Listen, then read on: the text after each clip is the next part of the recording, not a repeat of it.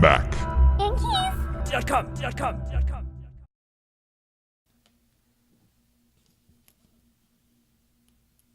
This is an example of the majority of what the keys are on there, like this size right here. And what you have underneath is this plastic scissor hinge that's attached to the key underneath. So what you're actually doing is you're separating this hinge from that key when you actually slide the tool underneath. So let me see if I can give you a side view of this.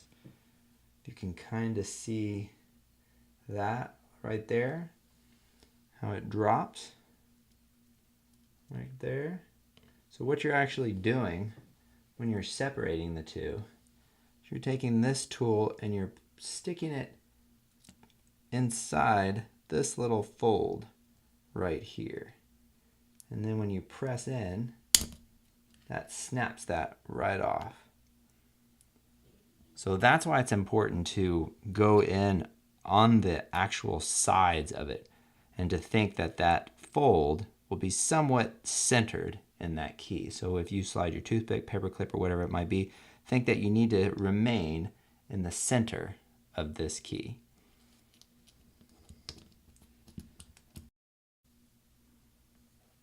We're going to remove the slash key right here.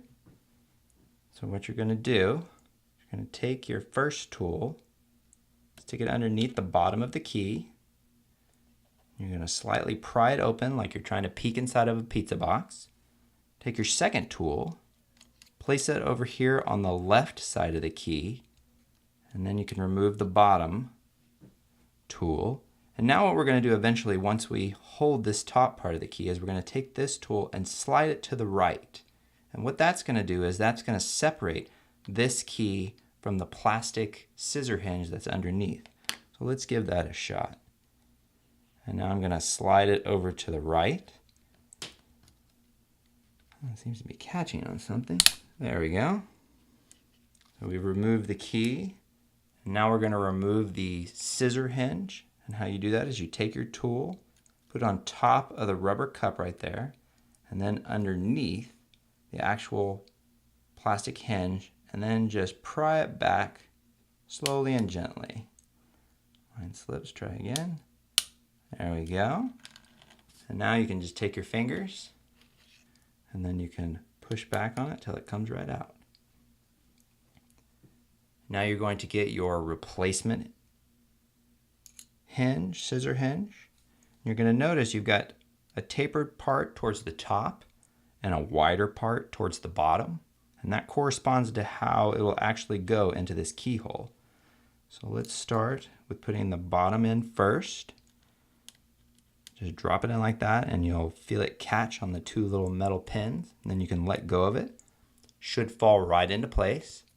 And then what you're going to do is you're going to take your finger and you're going to push down on the top until it clicks. There we go. Now you've installed your scissor hinge. Now get your replacement slash key. Just drop that on the top there.